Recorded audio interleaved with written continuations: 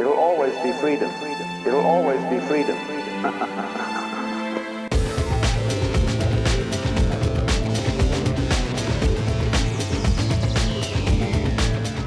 Hello, my name is Laura and welcome to Conversations in Anarchy.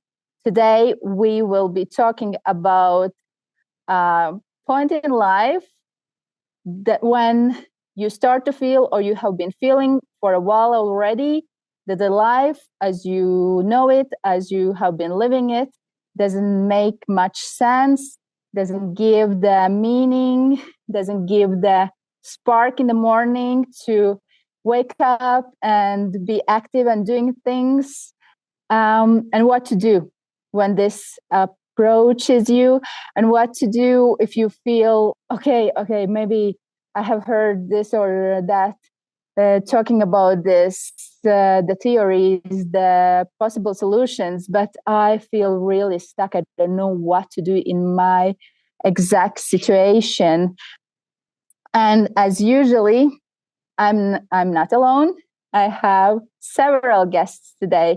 So let me introduce Marcela and Milan from Mycelium Hub in Sweden. Hi, guys. Hey, Laura. And hi, thank you for coming. And Tom from Over to the Youth. Hello. And Tom, you are in United Kingdom at the moment, Yes. right? Yes, correct. Welcome. And I'm still in Mexico after Anarchapulco this year. And I'm apologizing for all the internet inconveniences because it is a bit weak on my end, but I'm hoping that our talk gonna be interesting enough anyway.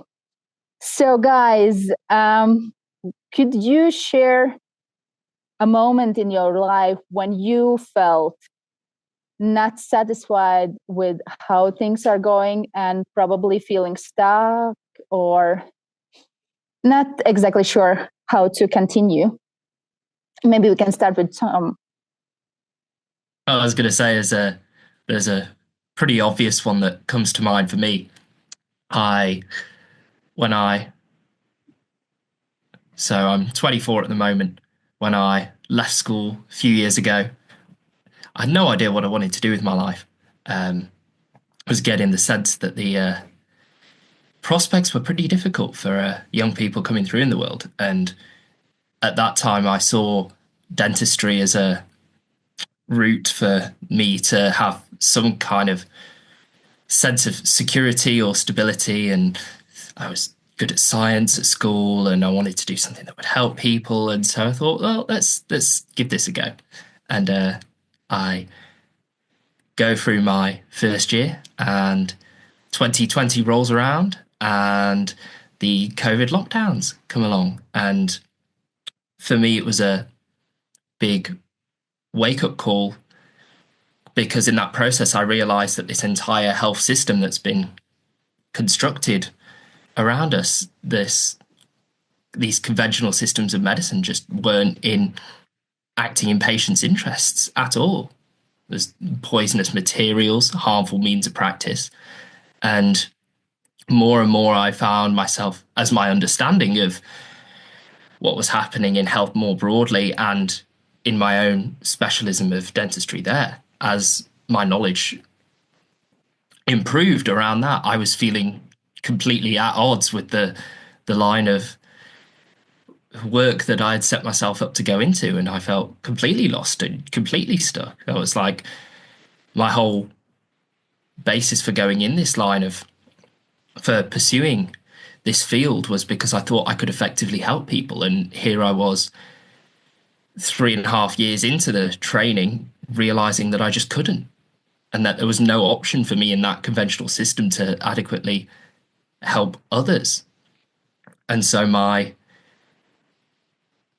that was really difficult for me. I had a lot of sleepless nights, very depressed, and it was, I spent hours at a time just staring at walls, just feeling numb. Everything had just collapsed around me.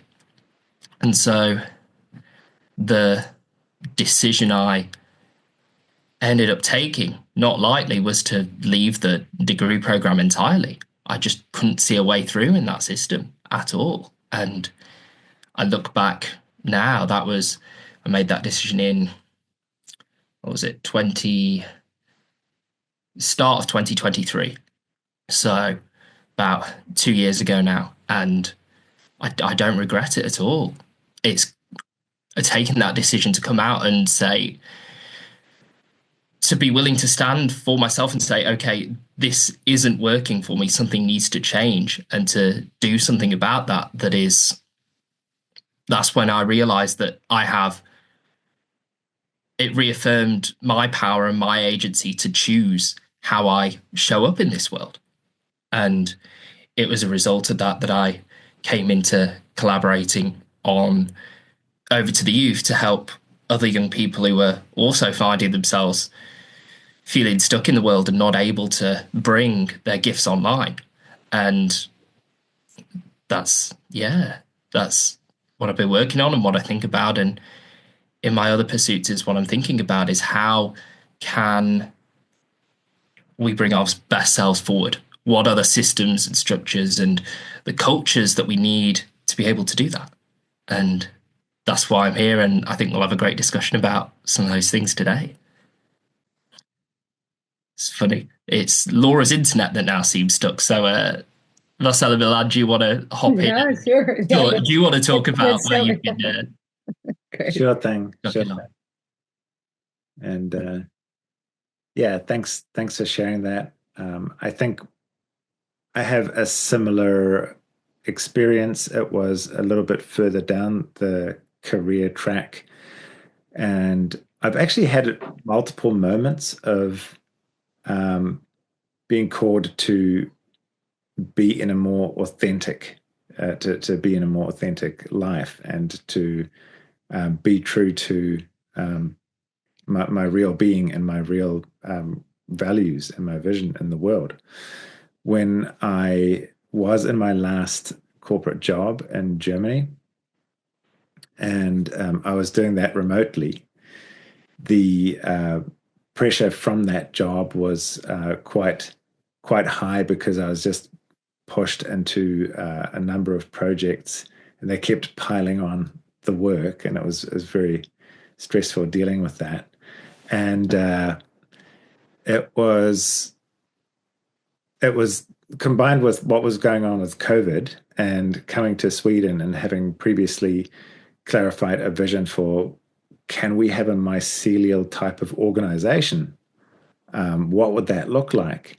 And seeing, once I'd written that down, seeing how different my corporate life was, and seeing how difficult it was to just talk on a human level. That was the thing that really, you noticed what was, the discrepancy between being a health professional and the kind of substances they use in dentistry. And for me, it was being a professional, and it was a comfortable job. And like I said, I could do it remotely, and it was kind of a respected thing, being a business analyst or a product owner in software development. But actually sitting down and having a proper conversation with people and saying, hey, on a human level, I feel really disconnected. I'm just seeing people through Zoom. It's really hard. It's tough to move into new roles and pick up stuff when you're doing everything remotely. You're meeting all these new people, but you're not really spending time with them in person. They're all just these faces on a screen. And seeing how unyielding the management was to actually want to discuss these things, and to kind of allow these human connections to take place, to have, I felt like I couldn't be myself in that job, and I left it. I quit, and my boss was kind of upset and wasn't very understanding. But I did everything that I could to bring across my points. And this, similar to you, I haven't regretted that, because we've then started Mycelium Hub. We started having this retreat center out in the forest, and it's super difficult, and it's much more difficult than the corporate job. I'll say that up front, but it's so much more fulfilling knowing, hey, this is something that I chose, and this is something that's in alignment with my values, and this is a place where I can make an impact, where I can bring people into this space, create experiences, create relationships, and actually make an impact. And so that's really made it worth it, and that makes me, that makes me embrace that change, even though, again, there was similar to yourself. There would have been people saying, "Oh, why do you throw away? Why are you throwing away your degree? And it's such a promising career that you're stepping into. Why would you give up such a well-paid job, such a comfortable job, to do something that's full of uncertainty?" But doing something that's authentic is absolutely worth it. Wow, guys. What about you, Marcella? Well, I would say that all over, like across my life, I had different kind of episodes that happen, and I don't know if probably with us women it's a bit different. Those cycles, like I just, in the last 5 years was when I started putting all these things together. But if I reflect back, since a very early age, one of the good things about growing up in a very loving family, but it was very disciplined, right? It was a very disciplined family, and I started noticing that when people did things that make no sense, I was always saying, like, why is this? This is not fair. Like, I know that the law says something, but this is not correct. So I was always, since a very early age, understanding that natural law, that after with time I kind of understood of, oh, that's wrong. Okay, the law says something, but this is not correct, right? And I think that it was my inner intuition really guided me in the things that I study, right? So growing up in Colombia in the 90s was like one of the most fucked up and violent places in the world, right? And I decided to join the program of journalism for peace. And that's what I did. I did my back in journalism for peace, because I was really touched by the situation of all these people, all the kidnappings that were happening in Colombia. So I work in radio. I was doing a lot of this type of social work all my life. So again, it was not a moment that I said, oh, it was like a revelation, but it was always something on the go, right? Then when I live in Canada, in Montreal, I started studying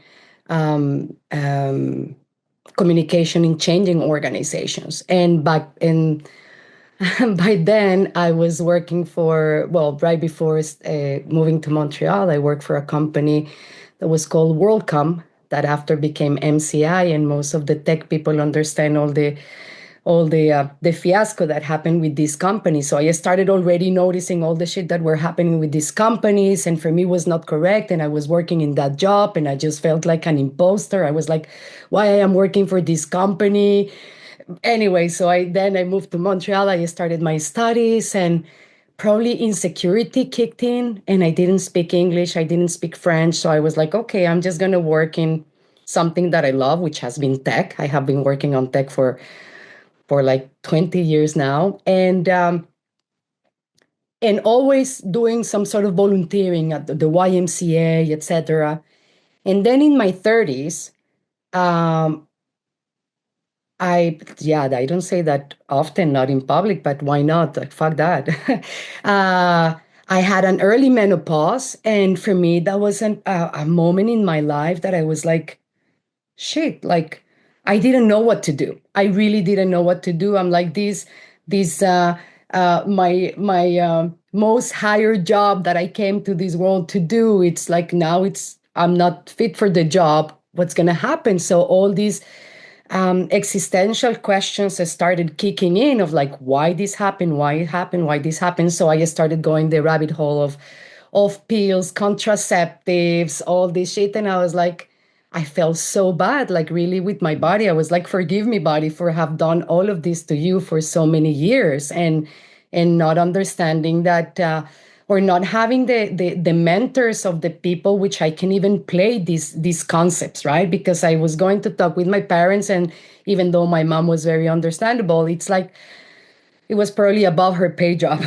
It's like, I don't know how to handle these conversations, and I really didn't know with who I can talk this, right? So what I started doing, I was like, okay, I cannot have kids, so I'm just going to go and work with kids that don't have parents. So I took off and I went and worked in Haiti with a bunch of kids like under 10 years old that were abandoned by their parents. And for me, it was like a realization of the power of community, the healing of the community, right? But still, I was already hurt at a higher level, as a woman level, like the highest, right? So that led into a depression, like I didn't know at the time. But it seems that in the woman's brain, when you cannot have kids, it has the same impact as losing a kid. So it's something that it's really hard on you. It's really, really something that it's hard on you. So I was like, oh, you know what? I need my mom. Like I was like, I need my mom. So I moved to Sweden, and very lucky for me, I was here when COVID happened. People romanticized that Sweden was super epic. Hola, Elizabeth, she's there. People romanticized Sweden, that it was great during COVID. And yes, I mean, it was probably better than other countries in the world, but still was really, really, really hard. And thank you to these beautiful men and other amazing people that I met along the way. I allow myself to feel more secure. I allow myself to explore my own truth, and that's so important. And that's the power of community. It's to really have other people which you can have this conversation, or the dialogues that they say, your logos, your reality, my logos, my reality. Let's talk, and without judging, without interference. So for me, I would say that that was like a lot of, if I was knitting, there was like a lot of points, and just at the end when I completed the circle, a lot of things make sense. And I want to believe that it was really my intuition that guided me to do all the things that I did in my life, that they just made sense after. So and I would say that the last one was when I hit a really extreme burnout and exhaustion syndrome. And at that point, I felt really, really like with my community on my back. And I'm like, I'm not going to take this shit anymore. So that's how that's also one of the reasons that we're doing what we're doing here in Mycelium, and helping people through all these transitions. So it was a realization through many years. And on and all, I would say that my community was what saved me and allowed me to be. So if we would continue on this point about the community, it's also what you guys, Marce and Milan and Mycelium Hub, and together with Andrew, that is not present here today, that you have been creating, right, to support the others. Maybe you can tell those that doesn't know about it a bit more about this, how you work, what's the meaning, what are the possibilities. Sure. With the community, we have built it really over the years in a very mindful way by receiving people here, and you and your family being part of that, Laura, and you've been amazing guests here with your children. And that's really a good example. Like one other example is the pop-ups, that when we come to Mexico or the UK, we're connecting with people there, and we're kind of adding people to the Telegram group. We're adding people to our email list. So we send out something once a month to kind of keep people updated with what we're doing. And more, when it comes to community, we're realizing the importance of regularly getting together in person. And one of the most enriching things has been that exact thing, where you guys have come over to visit us. We connected at Anarchapulco first in Mexico. And then when people, after that, we've had a number of people come and stay with us, where we really deepen that connection. So that's super important. So we really go deep. And then we have the retreats that we do as well for that. And the online stuff is just to keep a pulse, that is just a connection over time, and we can kind of, oh, that's an interesting link, or comment and chat with each other. But what we're realizing moving forward is really important, is we want to hold a space for people to connect with each other. We want to be that host that is basically, receiving people into the home and saying, hey, you should talk to that person. They also really love dogs, or whatever the thing is that brings people together. And that's what I think gives us the biggest satisfaction, is seeing people connecting, supporting each other, and creating space for that to happen. So do you want to say something about that? Well, absolutely. Yeah, it's definitely, we're taking the mycelium in a way as a teacher in this freedom journey and decentralized journey. I would say that the mycelium is the greatest and oldest teacher that we've had. So I would say that we're holding this space, this kind of decentralized learning lab hub, right, where we can explore all these different aspects of our life, and also be a place not only online but on site, which is super, super important for us, is this place where we can help people transition either burnout or disillusionment from the system, or big life shifts, pretty much. And they need a space where they need to pretty much rebuild their life from a grounded and authentic place. So that's in a nutshell. Thank you. And coming back to you and over to the youth, if I have understood it correctly, you guys have been like acting more through the video meetings and the online work, and you also have the wish to have more in-person meetings. Is that correct? Or can you tell us more about that? Yeah, that's pretty accurate. So we began bringing together youth from across the world who they didn't have anything in their networks. There was nothing physical for them to go to at those times. And so using the digital realm as we're able to communicate right now, doing that with them is at least something that wouldn't have been there otherwise. And we found that there's quite a lot that can be done in those space if we bring in ideas about intention setting and creating a sacred space and holding whatever tension is there and whatever people bring in and letting that breathe within a virtual space. That can be done. And it still cannot fully meet what can happen when those people come together in person. And so a lot of the focus of late with Over to the Youth has been, well, what can we do to set ourselves up long term to facilitate in-person meetups? So there's a big retreat event planned for all the youth we've worked with virtually later this year. And the hope is to use that event to springboard regional chapters that are better placed to host local offerings in their area. And that's where the focus is now. And we hope that in that hybrid approach that we can reach people through online mediums, because it is a great tool for reaching people. It's how I've been able to connect with all of you, even prior to this call, and then use that to build something in the physical. I think that's a great transmutation of the medium into something higher, and something I think that a lot of people are interested in. It sounds like you guys at Mycelium are certainly interested in offering that physical space once the virtual connection has happened, which has been my experience, and I hope will continue to be my experience. So yeah, I think it's moving, it's using the tools we have in aid of our soul and our spirit and our essence here in physically in this realm.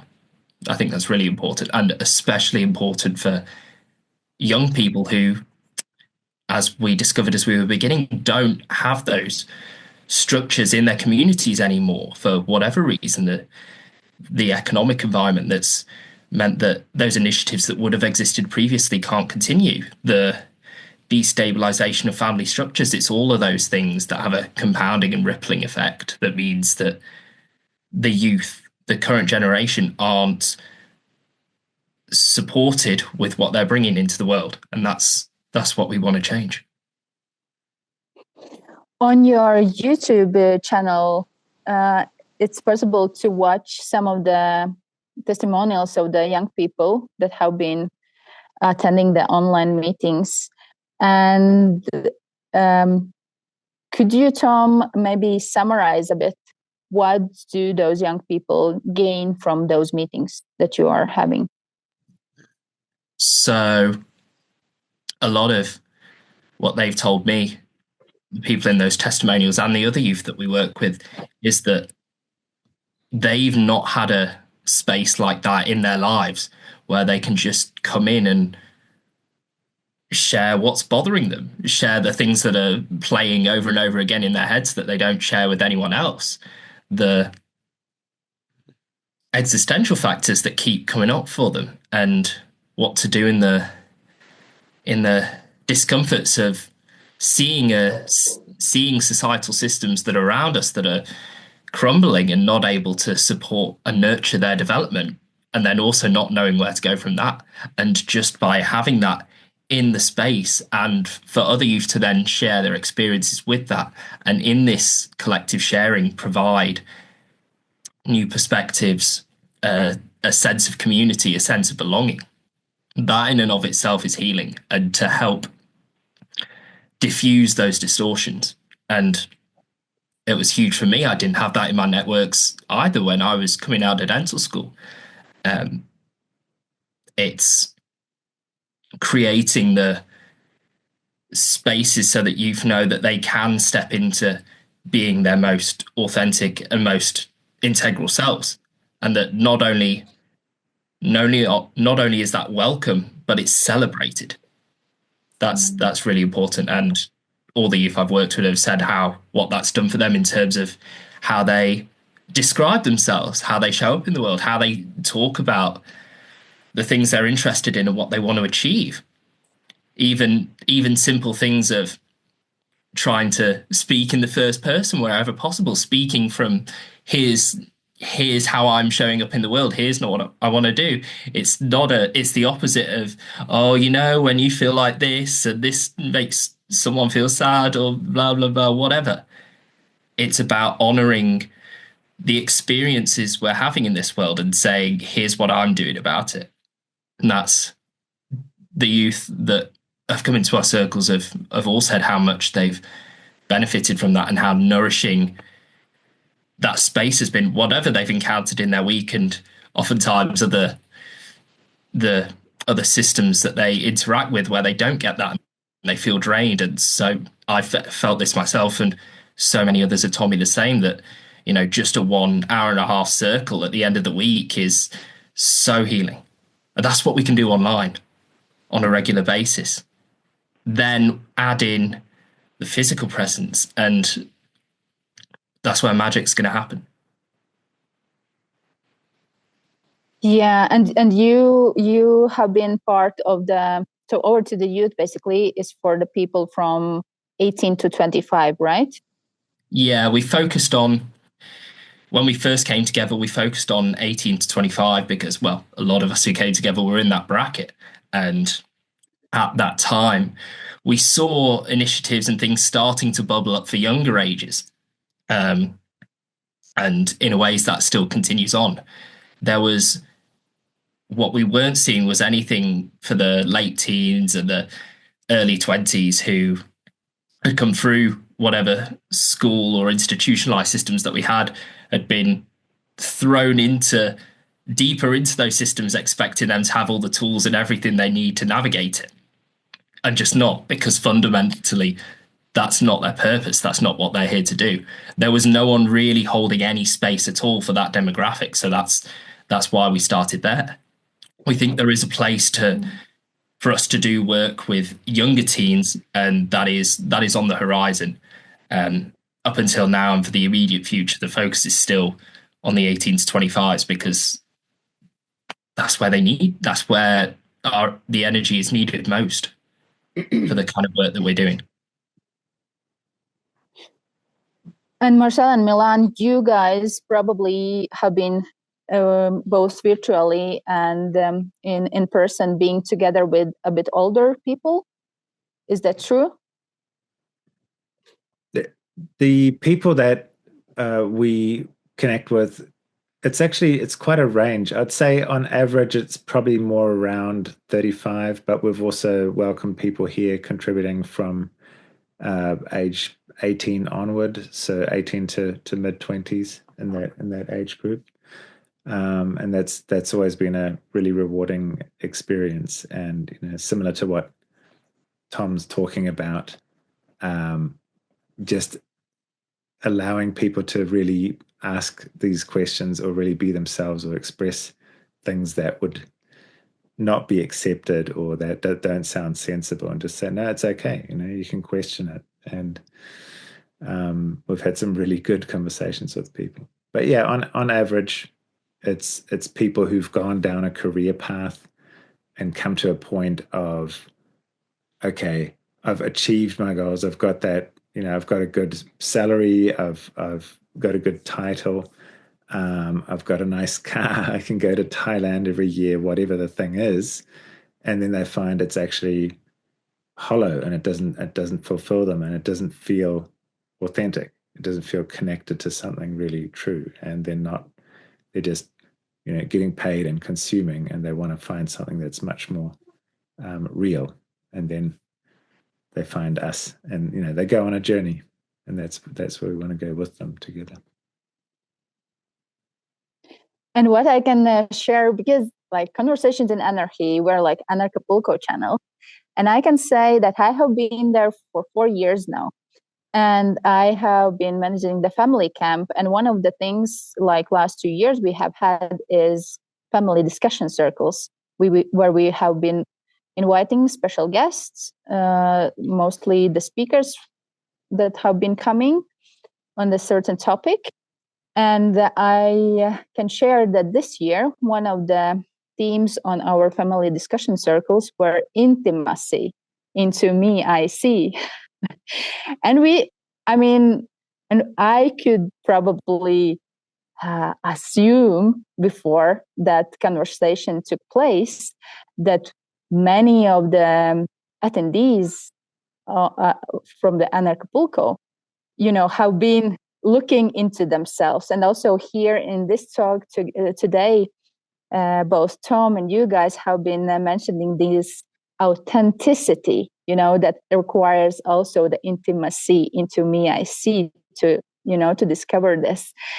And to my surprise, I could discover that not only me was like, yeah, I don't know, intimacy. I have heard this word, but I don't know exactly what it means. I have not been able to look inside of me so much. And could we talk about this authenticity that we are looking for, that the people in our community are looking for? How do you guys understand it through yourself? Mm-hmm. What is it for you? Should I go? Sure. Yeah, please, Milan, you can start.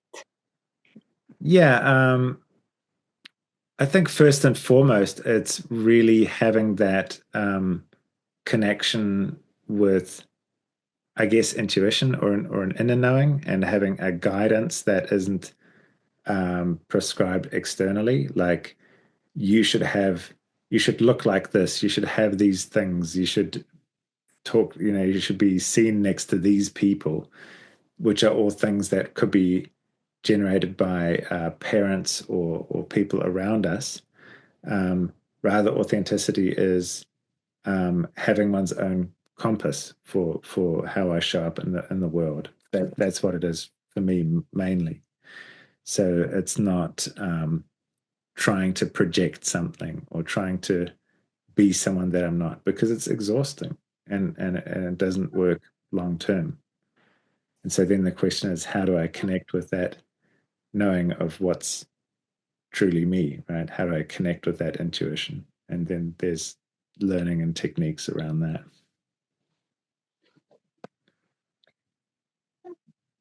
Wow, that's a really good question, Laura. I would say that authenticity, it's such a buzzword these days, right? They're just putting it everywhere. It's like to live an authentic life. But I would say that it goes beyond the aesthetics of things. It's for me, it's about the alignment, pretty much. It's making the decisions within your inner compass, and not any external, as you say, prescribe scripts or systems, right? And it goes really with the critical thinking. Is really authenticity. As I said, it's not the aesthetics. It's not like, oh, because you're authentic, it's, oh, you're beautiful and you're kind. I have met a lot of people that are authentic that are not super kind, and they're authentic, right? So, but nevertheless, I really celebrate people that they at least try to understand themselves. Is that they're authentic, they are unique, right? Right. So it's and probably when we were doing the mycelium, and we were writing mycelium, and we put the E. Actually, I'm wearing it on the hat today. It's like free publicity, but actually it's the E. It's an inverted E in mathematics. It's existence. It's like you exist, regardless. You exist. You are already you. So it's like discovering what is that unique path that you want to follow. What is your inner compass? So it's really about that alignment, I would say, for me. What is it for you, Tom?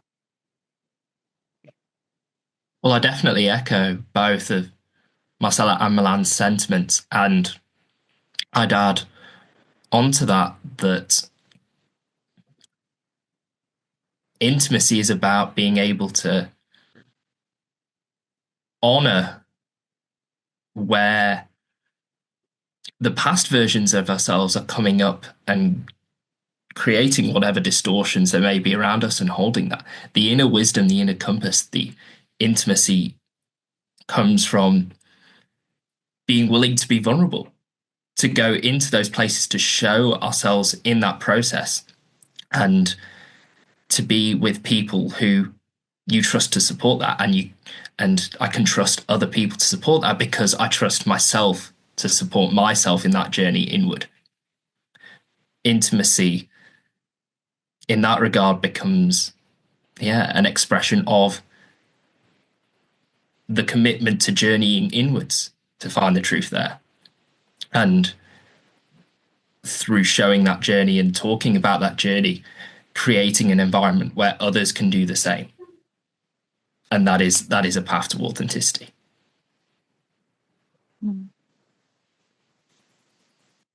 Thank you, guys. And also, Tom, you had a talk at the Anarchapulco. And one of the things that you mentioned that also, I'm sure, not only the young people, but also the older people, like, for example, I am in my 40s, and the same as Marcel and Milan, I started to realize or ask myself questions when I was, before my 40s, just before my 40s, I had this everything. I had studied, I had worked, I had family, I had kids. And then it was like, what now? Like, what do I really want? What is my purpose in life? I have kind of fulfilled all these, what my parents or grandparents have been expecting of me to do. And what do I do now? Yes. This question of this meaning in life that also is influenced, something that you were also talking about, is this self-worth, like that I'm good enough. And I remember at that point, I was, searching in YouTube, okay, self-love, what does that mean? And the purpose in life, how do I find this? And often I heard like, yes, you should meditate, you should listen to yourself, and you will find all the answers in yourself. And I felt like, oh my God, it's already 1.5 years. I haven't found any answers. What this talk about? This is so irritating. This is so frustrating. I hate it. And could you guys comment on this? Is it like the self-worth, self-love? What is it to do with also, okay, let us say that I look into myself, I find something of myself, this authenticity, and then I'm suggested to love myself and trust myself, and at the same moment I also am encouraged to face my fears, not just find a comfortable seat in my, I don't know, house, and face the challenges, improve myself as a person. And how does those two go together? To learn to love myself and accept myself, and at the same time to allow myself to admit that, Laura, you are actually not so good in, I don't know, for example, hosting the shows on the YouTube.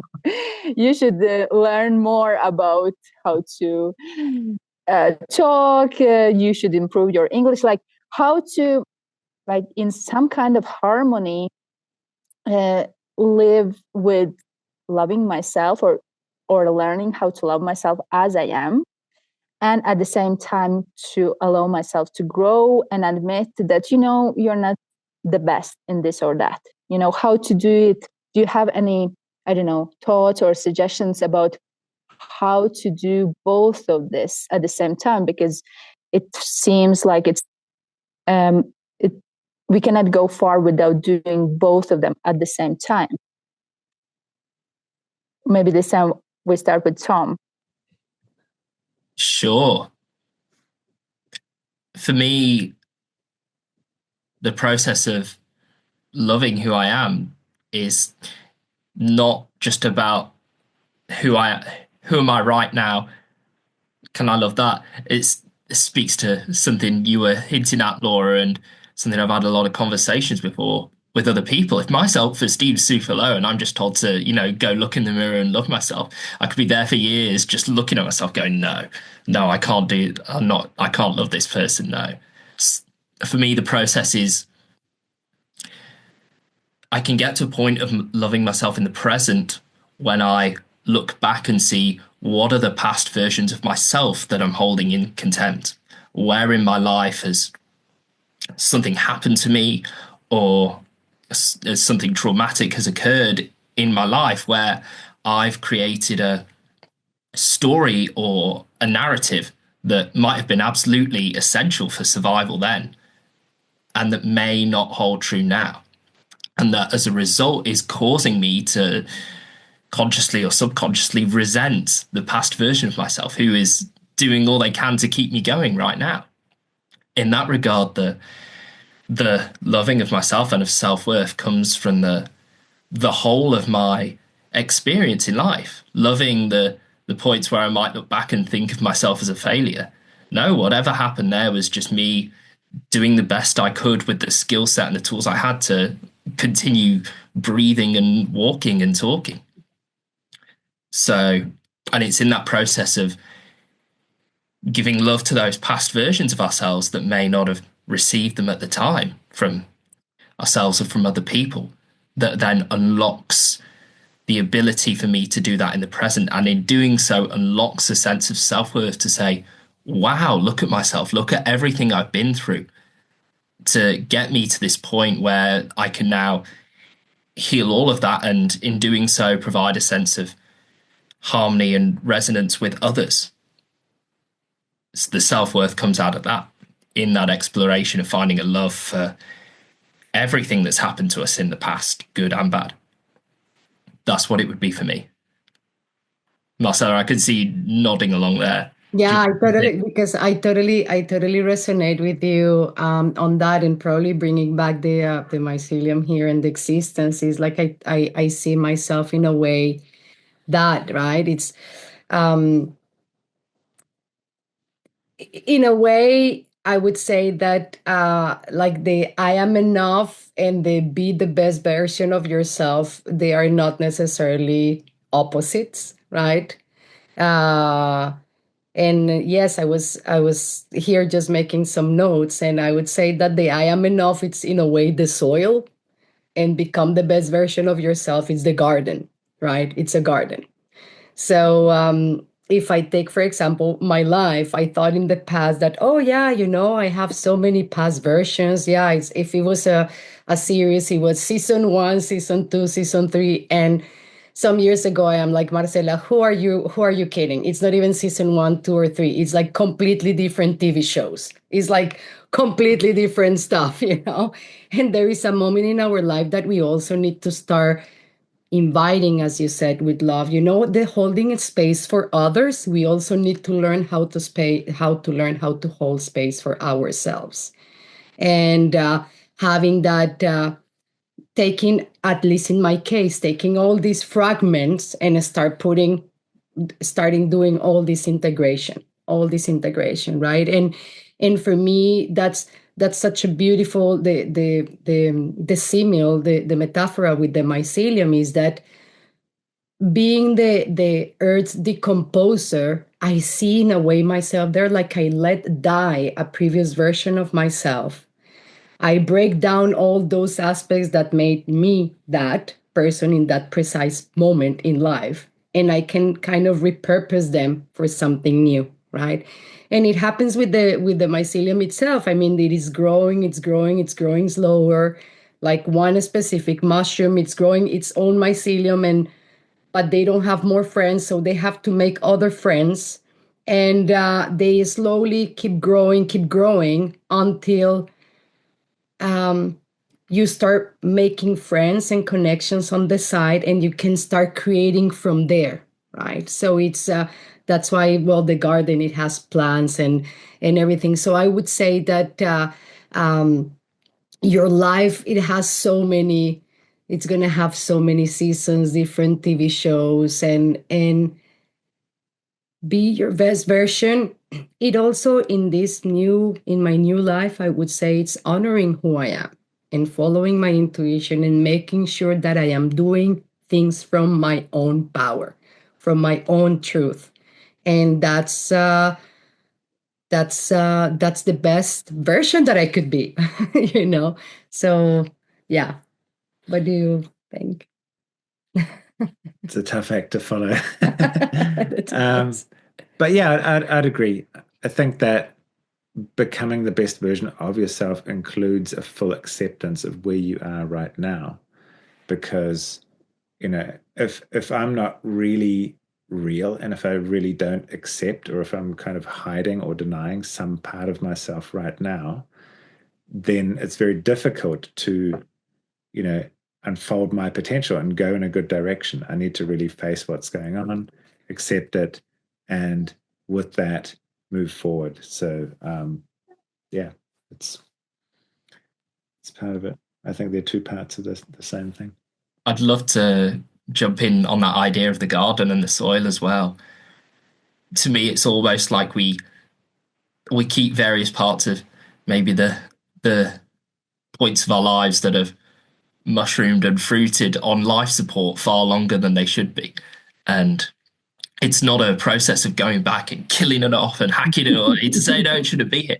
It's about honoring what it does and allowing it to release of its own accord back into the soil to nurture who we are now. I thought it was a really beautiful imagery that came to mind there. I wanted to honor that.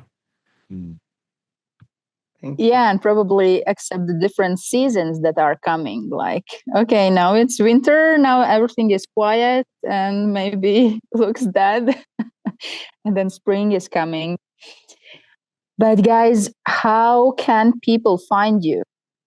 Like, can you tell us about where to find you? Tom, please go first. Yeah, so Over to the Youth's work can all be found at overtotheyouth.com, and there's links to the network out there and where everything else goes. I have my own Substack as well, at Tom Shaw Writings. That's pretty easy to find.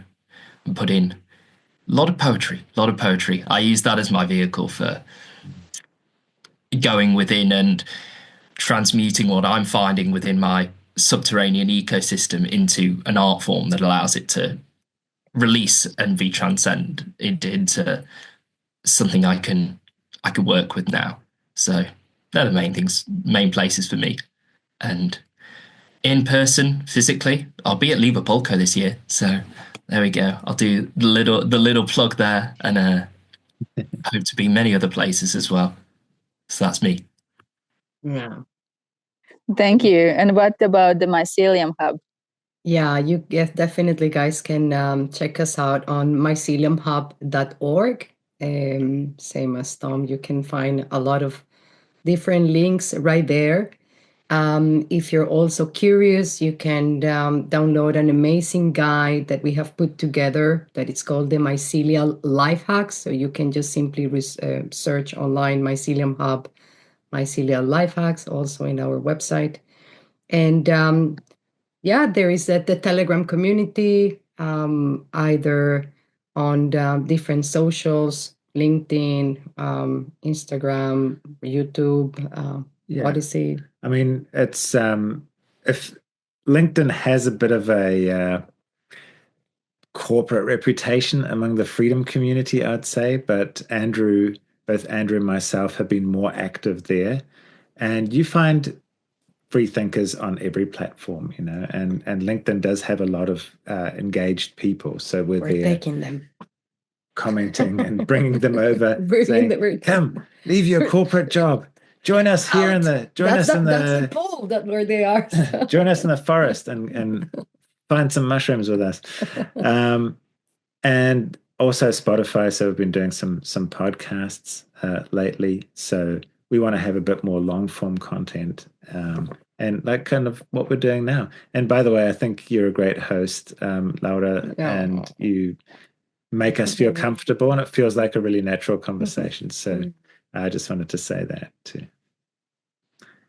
Thank you so much. It has been really easy to talk with all of you here. And yes, all the links that you mentioned are going to be in the comments below. So it's easy for everyone to just check and find the one that fits. And is it true, Tom, that you need to leave soon? That we need to say goodbye to you soon? It is, yes. Yeah. I really want to say thank you for being here today and sharing both your journey and over to the youth. And it's going to be really great to see you at the Liverpolco. I think we're probably not going to meet before that.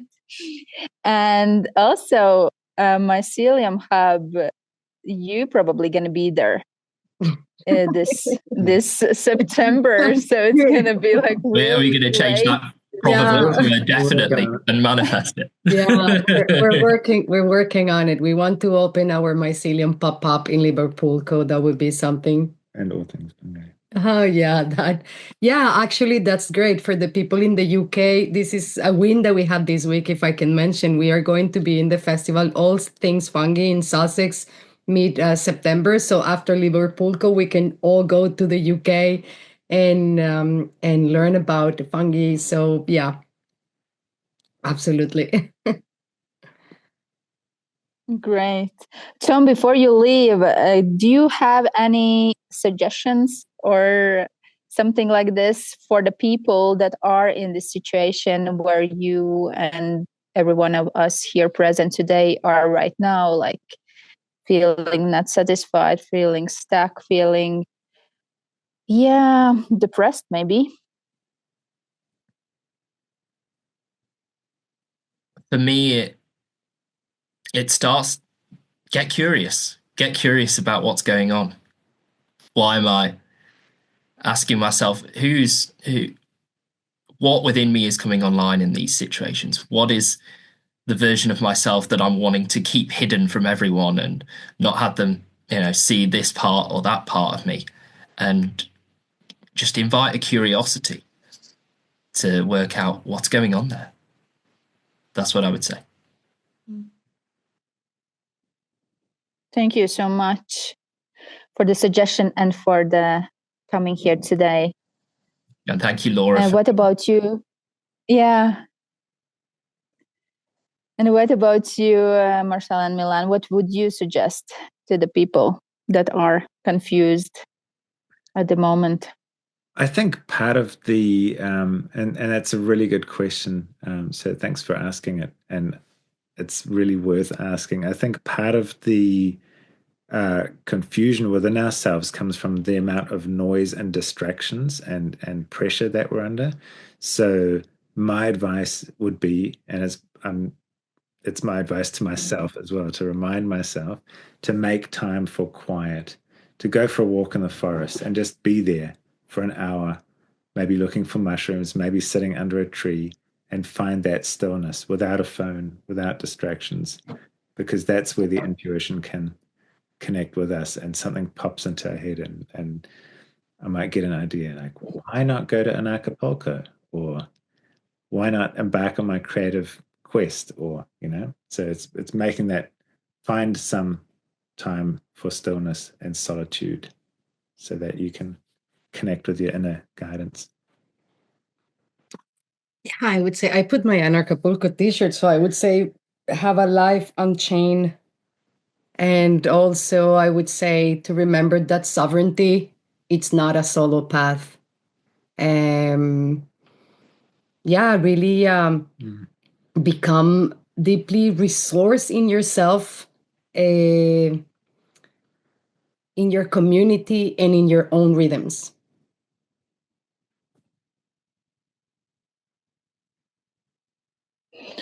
Thank you so much. I think it's a good place where to start or where to continue, because really the quiet space is needed wherever on the path we are, I think. And community is so important. I mean, I am so blessed to have you guys close enough, and the possibility of the virtual technologies that we can talk, despite that we are in totally different places and spaces. And also, I could, because long time since we, with Mycelium Hub, with you guys, we met, as you said, in Anarchapulco in person, and then we finally went to visit you in Sweden. And for me, it has been like really this, in-person communication. And then for a long time, despite you have been inviting me and us to the Telegram group, I felt more like, oh my God, there are so many different people, and they are, suggesting and sharing those different topics and videos and music and books and stuff. And oh my God, I have no time to read even all of this. And how am I gonna, find my path? And how am I gonna follow, some kind of vision or aim? I'm just gonna lose myself in all of those possibilities, and it's so challenging. So I was not really looking so much. I was just looking forward to our next in-person meeting. And I remember, I think it was in this winter, that somebody on the group suggested this one Icelandic composer, and it was like totally amazing video where he and some other people were playing in I don't know exactly where it was, somewhere in Iceland. And I had that song was that composition was my savior for many actually months. I was like, oh my God, thank you that you suggested that. I don't know who you are that suggested it, but this has been so great.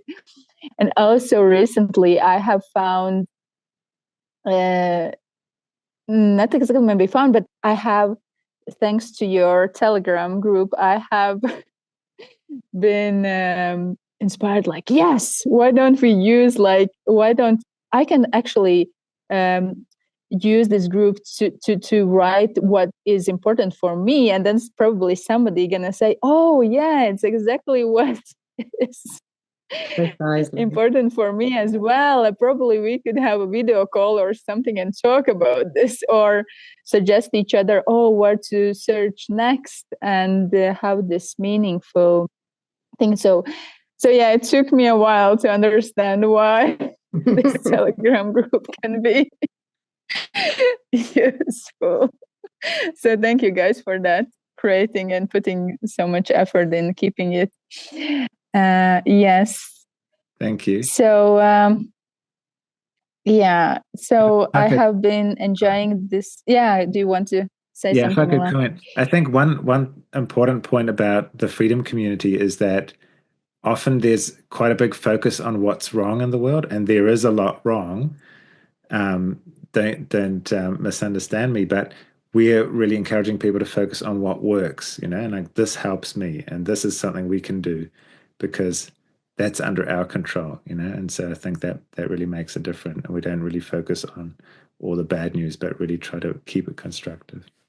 So thank you. I can say that's true for Over to the Youth as well. It's stepping out of the victim mindset of saying, oh, all this stuff's happening, to me in the world, and shifting the mindset to say, okay, what in the world is happening for me? What are the opportunities showing up for me to bring online the gifts that I can bring into the world? I think it's a great point. Agree. This is a totally great point, and I suggest us to close our talk for this time on this note that we should end this victim state in ourselves and be more open to all the positive things that are here for us. Like for me, all of you three are so positive things, positive people, not things. And I'm so happy, so happy for I'm thankful for the life that I have met you guys. And so far it's thanks to Anarchapulco. And yeah, and I'm really looking forward to meeting all of you at the Liverpulco this September.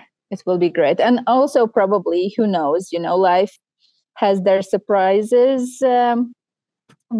Probably we will meet somewhere else before that in person, and then we can always meet. And we can always meet. Thank you very virtually. much, Tom. Thank you. Thank you, everyone. Thank you so much. Thank you. Thanks. And